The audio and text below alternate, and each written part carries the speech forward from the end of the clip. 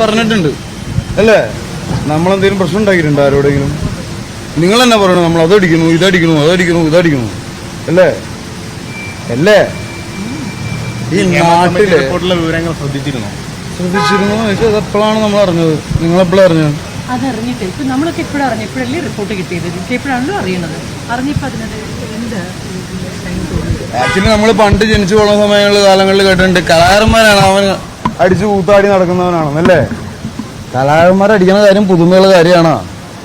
ആണോന്ന് എന്ത് ലഹരിയാണെങ്കിലും അല്ലേ? നിങ്ങളെന്താ ഒന്നും പറയുക? ഞാനൊന്നും പറയില്ല. അപ്പൊ നമ്മൾ ചോദിക്കുന്ന കാര്യങ്ങൾക്ക് നിങ്ങൾ സ്ത്രീകൾ വലിയ നിലയിലുള്ള വിവേചനം നേരിടുന്നതെന്നാണ് റിപ്പോർട്ടിൽ പറയുന്നത്. ലൈംഗിക ചൂഷണം ഉൾപ്പെടെ നടക്കുന്നുണ്ട് വ്യാപകമായി എന്നും ഈ റിപ്പോർട്ടിൽ പറയുന്നു. അതിനോട് ഷൈൻ്റെ പ്രതികരണം എന്താണ്?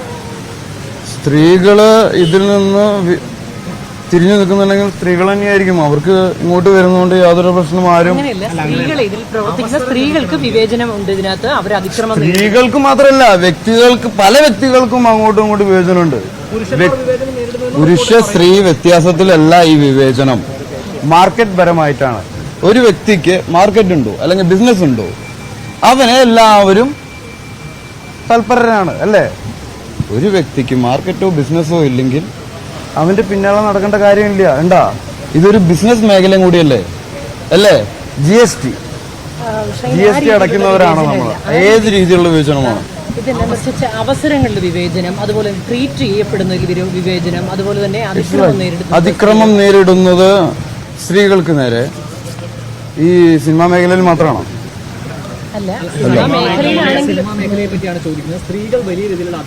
എന്നാൽ സിനിമാ മേഖലയിൽ അത് അത്രയ്ക്ക് അങ്ങോട്ട് നേരിടാത്തത് ശരിക്കും. ആക്ച്വലി എന്തെങ്കിലും നിങ്ങൾ നേരിട്ടാൽ നിങ്ങൾ അറിയുന്നുണ്ടല്ലോ. നിങ്ങളുടെ മാധ്യമ മേഖല അല്ലേ? അല്ലേ?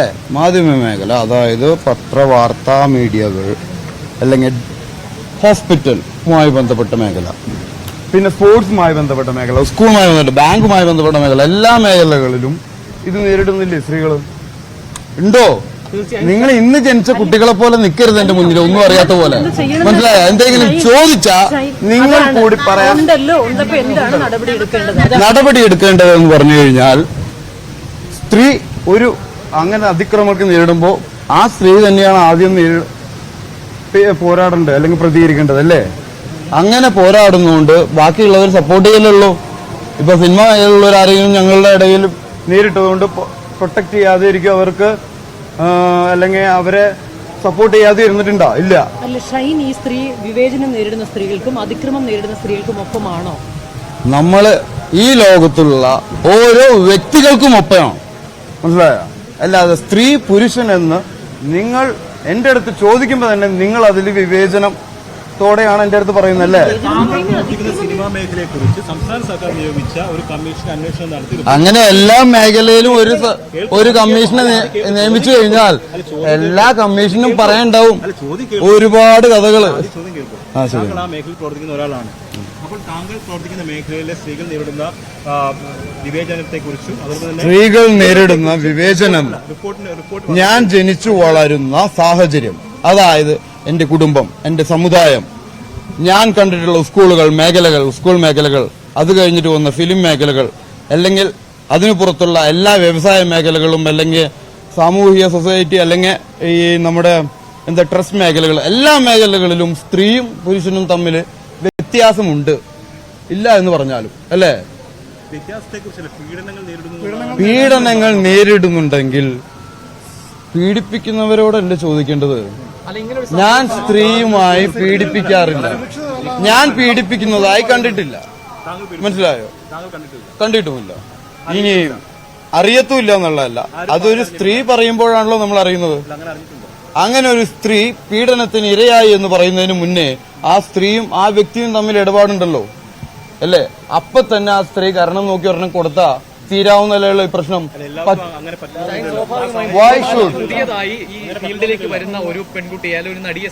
പുതിയതായി വരുന്ന ഒരു പെൺകുട്ടിക്ക് ഒരിക്കലും ഇവിടെ ആരും പിടിച്ചു വെച്ചിട്ട് ഒന്നും ചെയ്യുന്നില്ല. ഈ റിപ്പോർട്ടിൽ പറയുന്ന കാര്യങ്ങൾ ഞാൻ അംഗീകരിക്കുന്നുണ്ട്. അത് പക്ഷെ ഇവിടെ മാത്രം സംഭവിക്കുന്ന കാര്യമല്ല, നമ്മുടെ ചുറ്റും നടക്കുന്ന കാര്യങ്ങളായിട്ടാണ്.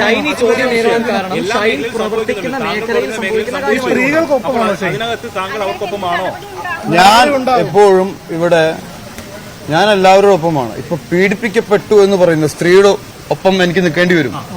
പീഡിപ്പിച്ചു എന്ന് ഒരു സ്ത്രീ ഒരു വ്യക്തിയെ ചൂണ്ടി പറയുന്നുണ്ടെങ്കിൽ അവന്റെ കൂടെയും നിൽക്കേണ്ടി വരും. കാരണം ഞാനത് കണ്ടിട്ടുണ്ടോ? അപ്പൊ ആ വ്യക്തി എന്റെ സുഹൃത്തോ എന്റെ സഹപ്രവർത്തകനാണെങ്കിൽ ഞാൻ ആരുടെ കൂടെ നിൽക്കണം? സ്വാഭാവികമായും സഹപ്രവർത്തകനും എന്റെ തന്നെയാണെന്ന് വിചാരിക്കട്ടെ. അപ്പൊ ഞാൻ രണ്ടുപേരുടെ കൂടെയും നിൽക്കണം. വേണ്ടേ? മേഖലയിൽ ഡ്രഗ്സ് ഉപയോഗം ശക്തമാണെന്നുള്ളതാണ് റിപ്പോർട്ട് പറയുന്ന മറ്റൊരു കാര്യം. ശക്തമായിട്ട് ഉപയോഗിക്കുന്ന ഡ്രഗ്സ് ഏതൊക്കെയാ സിനിമാ മേഖലകളിൽ? ഈ റിപ്പോർട്ടിൽ പറയുന്നതാണ്, ഞാൻ പറയുന്നതല്ല. കലാകാരന്മാർക്ക് ഉപയോഗിക്കാനുള്ളതാണ് അല്ലേ? അങ്ങനെ എന്തോ പഴുന്നില്ലേ? എന്തോ ഡ്രഗ്സ് ഉപയോഗിക്കുന്ന നിയമപരമാണ്. ഡ്രഗ്സ് ഉപയോഗിക്കുന്നത് നിയമപരമാണ്. മദ്യവും സിഗരറ്റും ഡ്രഗ്സ് അല്ലേ? മദ്യവും സിഗരറ്റ് അത് നിങ്ങൾ എന്റെ അടുത്ത് ചോദിച്ചില്ലല്ലോ. ഞാൻ ചോദിക്കട്ടെ, മദ്യവും ഞാനൊരു കാര്യം ചോദിക്കട്ടെ. വേൾഡ് മോസ്റ്റ് വേസ്റ്റ് ഡ്രഗ്സ് എന്ന് പറഞ്ഞ് ഗൂഗിളിൽ അടിച്ചു കഴിഞ്ഞാൽ ഏറ്റവും ആദ്യം വരുന്നത് ഏതൊക്കെയാണെന്ന് അറിയോ? സിഗരറ്റും ഡ്രിങ്ക്സും വേസ്റ്റ് ഡ്രഗ്സ്. അതിന് താഴെ നിങ്ങൾ പറയുന്ന ഈ സാധനങ്ങളൊക്കെ വരുന്നുള്ളൂ. സോ ചോദ്യം ഇതാണെന്നല്ല. അപ്പൊ ലഹരി എന്ന് ഡ്രഗ്സ് എന്ന് ചോദിക്കുമ്പോൾ മദ്യവും സിഗരറ്റും ഞാൻ അതിൽ ഉൾപ്പെടുത്തും. മദ്യവും മയക്കാൻ ഉപയോഗിക്കുന്ന ഡ്രഗ്സ് ആണ്.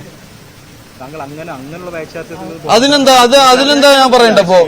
അപ്പൊ ഞാൻ ചോദിക്കട്ടെ, മദ്യവും എന്റെ മുന്നിൽ ഡ്രഗ്സ് ആണ്. മദ്യവും പുകവലിയും അല്ലെങ്കിൽ സിഗരറ്റും ഡ്രഗ്സ് ആണെന്ന് നിങ്ങൾ വിചാരിക്കുന്നുണ്ടെങ്കിൽ അത് ഡ്രഗ്സിന്റെ വിഭാഗത്തിൽ പെടും.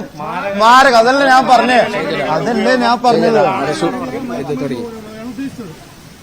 മദ്യവും സിഗരറ്റും ലഹരിയാണെന്ന് നിങ്ങൾക്ക് തോന്നുന്നുണ്ടെങ്കിൽ, അത് നമ്മുടെ സമൂഹത്തെ വളരെയധികം ബാധിക്കുന്നുണ്ട് എന്ന് നിങ്ങൾക്ക് തോന്നുന്നുണ്ടെങ്കിൽ എന്റെ ഒരു സംസാരം. ജയിലിൽ പോയി എന്തിനാണെന്നറിയില്ല. ജയിലിൽ പോയി എന്തിനാണെന്നറിയില്ല.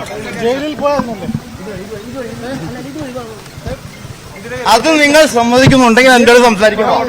ഞാൻ ജയിലിൽ പോയ കഥയൊക്കെ മലയാള സിനിമയെ സംബന്ധിച്ചിടത്തോളം ഉയർന്ന വലിയ പ്രശ്നങ്ങൾക്ക് ഉത്തരവാദിത്തപ്പെട്ട ആൾക്കാർ അല്ല മറുപടി പറയുന്നെങ്കിൽ ഒരു പക്ഷേ ചില ബഫൂണുകൾ പറയുന്ന ഉത്തരങ്ങൾ കേൾക്കേണ്ടതായിട്ട് വരും, അൺഫോർച്ചുനേറ്റ്ലി. പക്ഷേ ഇതല്ല ഉത്തരം.